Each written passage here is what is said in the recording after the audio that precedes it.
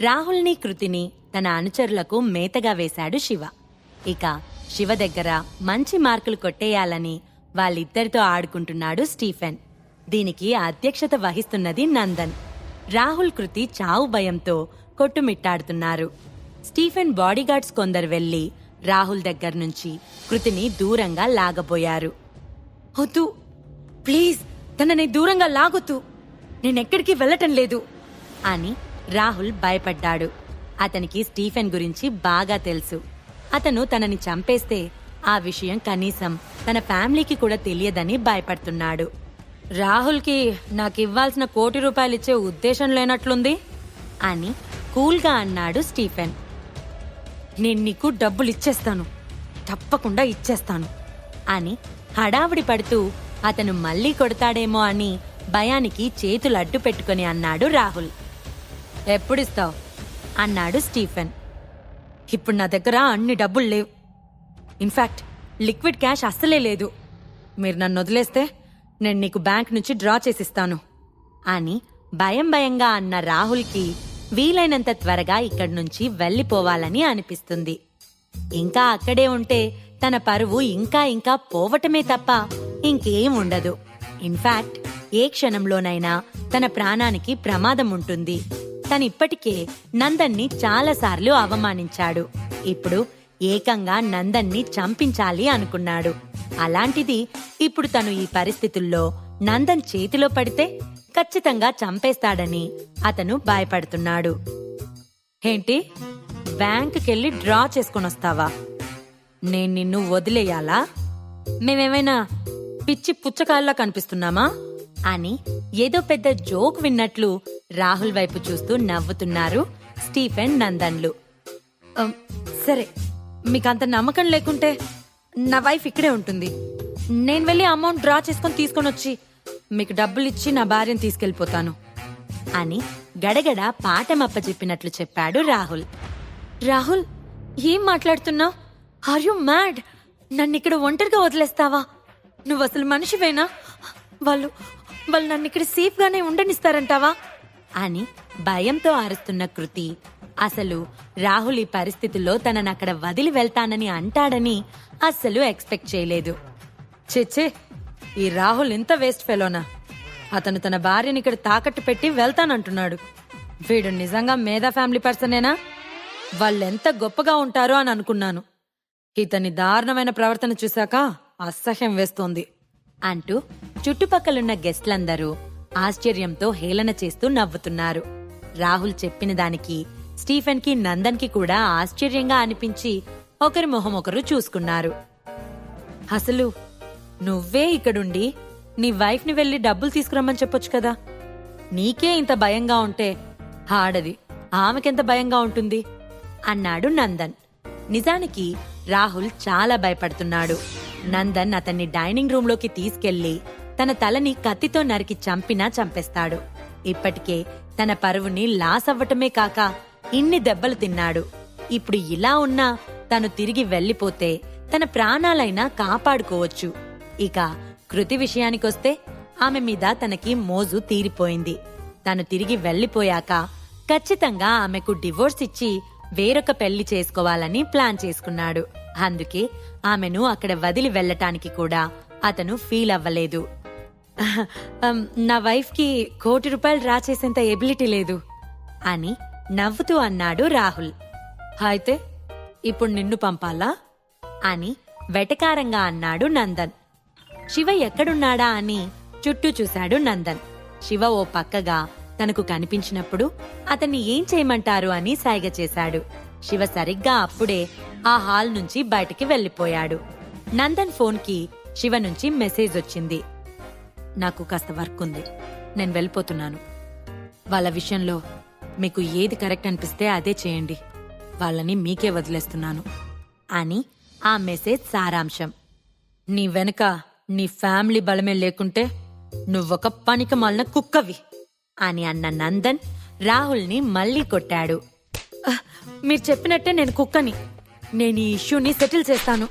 నేను మా ఇంటికి వెళ్ళిన వెంటనే మీకు డబ్బులు పంపించేస్తాను అని అన్నాడు రాహుల్. రాహుల్ వైపే దీర్ఘంగా చూశాడు నందన్. ఎందుకంటే అతనికి రాహుల్ బుద్ధి బాగా తెలుసు. అతనొక పాము లాంటివాడు. ఇప్పుడు కనుక రాహుల్ని తను వదిలేస్తే అతను ఖచ్చితంగా రివెంజ్ తీర్చుకుంటాడు. బట్ తనకి శివ మద్దతు ఉంది కాబట్టి రాహుల్కి భయపడాల్సిన అవసరం లేదు. తను పూర్తి మేధా ఫ్యామిలీని పడగొట్టాలని అనుకుంటున్నాడు. ఇప్పుడు రాహుల్ ఒకేసారి చనిపోవడం కన్నా తను అతనిని కొంచెం కొంచెం హింసించి చనిపోయేలా చేయాలని నందన్కి అనిపిస్తుంది. సరే రాహుల్, నీ వైఫ్ ఇక్కడే ఉంటుంది. నువ్వు నీ ఇంటికెళ్ళి డబ్బులు తీసుకొనొచ్చి నీ భార్యను తీసుకెళ్ళు అని అన్నాడు నందన్. సరే నందన్, నేనిప్పుడే వెళ్ళి తీసుకొనొస్తాను అని నవ్వుతూ అక్కడి నుంచి బయలుదేరబోయాడు రాహుల్. రాహుల్, నువ్వేం చేస్తున్నావు? నన్నిక్కడెలా ఉంచుతావు? వాళ్ళు నిన్ను కొడతారని నీకు భయంగా ఉంది. మరి నన్ను కొట్టట్లేదా అని ఏడుపు మొహంతో అన్నది కృతి. ఆమెకిప్పుడు రాహుల్ ఒక సిగ్గులేని నీచమైన వ్యక్తిలా కనిపిస్తున్నాడు. అతనలా చేస్తాడని ఆమె అస్సలు ఊహించలేదు. రాహుల్ చురుగ్గా కృతి వైపు చూసి ఆమె చెంపపై తన చేతితో గట్టిగా ముద్దాడి, షటప్ యువర్ మౌత్. నువ్వేమనుకుంటున్నావు అసలు? ఆ రాకాసి నోరేసుకుని ఎందుకు మాట్లాడుతున్నావు? నీకిక్కడొచ్చిన నష్టం ఏం లేదు. నువ్వు స్టీఫెన్తో కలిసి టీ తాగుతూ ఉండు, నేనెళ్ళి డబ్బులు తీసుకొస్తాను అని అరిచాడు రాహుల్. కృతి తన చేతులను మొహంపై కప్పుకొని బలహీనంగా ఏడుస్తూ, ఇలాంటి ఒక వేస్ట్ ఫెలోనా నేను పెళ్లి చేసుకుంది అని బాధపడుతుంది. రాహుల్ వెనక్కి కూడా తిరిగి చూడకుండా నవ్వుకుంటూ హ్యాపీగా ఎంటర్టైన్మెంట్ సెంటర్ నుంచి బయటికి వచ్చాడు. ఇక అక్కడ జరిగిన ఇష్యూ, రాహుల్ కృతుల్ని కొట్టింది అంతా వీడియోస్ తీశారు జనాలు. వెంటనే దాన్ని సోషల్ మీడియాలో అప్లోడ్ చేశారు. అదంతా టోటల్ ఇండియా వైడ్ స్ప్రెడ్ అయింది. మేధా ఫ్యామిలీ గొప్పోడ్ని తయారు చేసింది అని అందరూ హేళన చేస్తున్నారు. కృతి నేలపై పడిపోయింది. ఆమె జుట్టంతా చిందరవందరగా ఉంది. తనకు అన్యాయం జరిగిందని ఆమె ఏడుస్తూనే ఉంది. వాడి కోసం మళ్ళీ తిరిగొస్తాడా కృతి అని అడిగి అది పెద్ద జోక్ అన్నట్లు నవ్విన నందన్ స్టీఫెన్ కి సైగ చేశాడు. స్టీఫెన్ తన సెక్యూరిటీ గార్డ్స్ హెల్ప్ తో కృతిని తీసుకెళ్లి 4th ఫ్లోర్లోని రెస్టారెంట్లో కూర్చోబెట్టాడు. అక్కడి నుంచి స్టార్ట్ అయిన Shiva Surender Rolls Royce car వెనక సీట్లో కూర్చొనుంటే సురేందర్ డ్రైవింగ్ చేస్తున్నాడు. శివ నిద్రపోయి లేచేసరికి కార్ బృందావనం విలాస్లోకి చేరుకుంది. శివ విల్లా దగ్గరికి కార్ రాగానే సురేందర్ కార్ దిగి డోర్ తీశాడు. శివ కార్ దిగేసరికి అతనికి వైట్ కలర్ డ్రెస్ లో అందమైన సురభి కనిపించింది. ఆమెను చూడగానే శివ ఆశ్చర్యపోయాడు. సురేందర్ వైపు తిరిగి, నువ్విక వెళ్ళు అని అన్నాడు శివ. సురేందర్ ఓకే సార్ అని చెప్పి తన కార్ తీసుకుని వెళ్లిపోయాడు. సురభి, ఇంత త్వరగా వచ్చేసావేంటి అని నవ్వుతూ అడిగాడు శివ. అంతకు ముందే శివ సురభికి కాల్ చేసి బృందావనం విల్లాస్కి వచ్చి తనని కలవమని చెప్పాడు. కానీ ఇంత త్వరగా వస్తుందని శివ ఎక్స్పెక్ట్ చేయలేదు. శివ, అతను నీ ఫ్రెండా? ఎందుకు నువ్వు ఇంత అర్జెంటుగా నన్ను ఇక్కడికొచ్చి కలవమన్నావు అని అడిగింది సురభి. తనిప్పుడు వైస్ చైర్మన్ కనుక వ్యాపార నిమిత్తం ఎవరైనా క్లయింట్స్ ని కలవడానికి రమ్మన్నాడని అనుకుంది సురభి. అవును, తను నా ఫ్రెండ్ అని చిన్నగా నవ్విన శివ, ఇల్లు చూద్దువురా, నీకు నచ్చిన బెడ్రూమ్ ని సెలెక్ట్ చేసుకో అని లోపలికి దారి చూపించాడు. ఏంటి శివ, జోక్ చేస్తున్నావా? నీకు జోక్ చేయడానికి నేనే దొరికానా? ఇల్లు చూడ్డమేంటి, ఆ ఇంట్లో నేను రూమ్ చూడ్డమేంటి అని అన్నది సురభి. నువ్వు రా సురభి అని నవ్వుతూ అన్నాడు శివ. సురభికి శివపై కోపం తగ్గలేదు. కాని అతను పిలిచాక ఇక ఆగలేక వచ్చేసింది. హలో, నువ్వు సురభి కదా? షికా గ్రూప్స్ కంపెనీ వైస్ చైర్మన్వి రైట్ అని ఓ పాష్ 20 లక్షలుంటుంది అని అన్నాడు శివ. అలా మాట్లాడడానికి నీకెంత ధైర్యం? నీకు ₹1 కోటి విల్లా అంటే తక్కువగా కనిపిస్తుందా అని టీనా పక్కనున్న సూట్లోని వ్యక్తి అన్నాడు. అలాంటి విల్లాస్లో కాలు పెట్టడానికి కూడా పనికిరారు మీరు. మా కాలి 1 కోటికి కూడా సరిపోరు, కానీ మాటకి మాట మాట్లాడతారు అని నవ్వింది టీనా. అసలు ఎప్పుడైనా మీ ఫేస్ని మీరు అద్దంలో చూసుకున్నారా? ₹1,00,00,000 విల్లా తక్కువ విల్లా అని చెప్పడానికి సిగ్గుండాలి అని అన్నాడు టీనా బాయ్ ఫ్రెండ్. ఏంటి శివ ఇది? అసలు ఇక్కడికి ఎందుకు రమ్మన్నావు? అని శివ చేయి పట్టుకుని అడిగింది సురభి. ఆమెకదంతా చాలా చిరాగ్గా ఉంది. శివకి కూడా అలానే ఉంది. నిజానికి సురభి కంపెనీలో వైస్ చైర్మన్ అయినప్పటికీ ఇప్పటికిప్పుడు ₹1,00,00,000 విల్లాని కొనలేదు. ఇంకా ₹1,00,00,000 కంటే ఎక్కువ ఖరీదు చేసే విల్లాని ఎలా కొంటుంది? అన్ని డబ్బులు ఆమెకి ఎక్కడి నుంచి వస్తాయి? అని అనుకున్న టీనా వాళ్ళతో అలా అగ్లీగా మాట్లాడుతుంది. టీనా, వాళ్ళతో నీకెందుకు? వాళ్ళని చూస్తుంటే పూర్ ఫ్యామిలీ నుంచి వచ్చిన వాళ్ళలా ఉన్నారు. మా ఇంట్లో వాష్రూమ్స్ క్లీన్ చేయడానికి కూడా సరిపోరు. వాళ్ళతో మాట్లాడి నీ స్థాయిని తగ్గించుకోకు. రా, లోపలికెళ్దాం అని అన్నాడు టీనా బాయ్ ఫ్రెండ్. వెళ్దాం అర్జున్, వెయిట్ అంది టీనా. ఆమెకి శివని ఇంకాసేపు ఆడుకోవాలని అనిపిస్తుంది. చూడు సురభి, చంద్రయాన్ నీకు చాలా వాల్యూ ఇచ్చాడు. అలానే అతని ఫ్యామిలీ హై క్లాస్ ఫ్యామిలీ. అతను నిన్ను పెళ్లి చేసుకోవడానికి ఇష్టపడుతున్నాడు. నువ్వు దాన్ని యూటిలైజ్ చేసుకోవడంలో ఓడిపోయావు. నువ్వింకా ఈ యూజ్లెస్ ఫెలోతోనే ఉండడానికి ఇష్టపడుతున్నావు. ఇప్పటికీ చంద్రయాన్ నువ్వంటే పడి చేస్తున్నాడు. నేను నీకో సలహా ఇవ్వనా? నువ్వితనితో ఉంటూ అంత నీచమైన జీవితం గడిపే కంటే అతని దగ్గరికెళ్ళి అతడి ఉంపుడు గత్తిగా ఉండు. మంచి లైఫ్ ఉంటుంది అని అన్నది టీనా. ఆమె ఇక్కడ జరిగేదంతా చంద్రయాన్కి చెప్పి అతని దగ్గర మంచి పేరు తెచ్చుకొని చంద్రయాన్ని, అతని తండ్రిని తన వెడ్డింగ్కి ఇన్వైట్ చేయాలని అనుకుంటుంది. వాళ్లే కనుక తన వెడ్డింగ్కి వస్తే తన బంధువులందరి ముందు చాలా గ్రాండ్గా ఉంటుందని అనుకుంటుంది. మాటలు జాగ్రత్తగా రాని. అతను నా హస్బెండ్. ఆ చంద్రయాన్ ఎవరు? నేనెందుకు అతనికి వాల్యూ ఇవ్వాలి?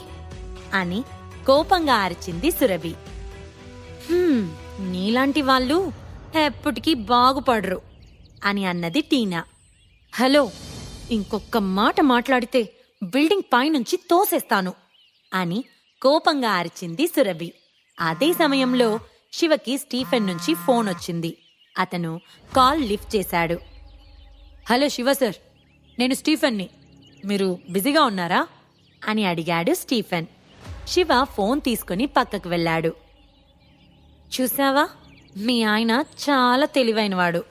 ఇక్కడుంటే ఇంకా ఎన్ని మాటలు పడాల్సి వస్తుందో అని ఫోన్ వంక పెట్టుకుని పక్కకు వెళ్ళాడు.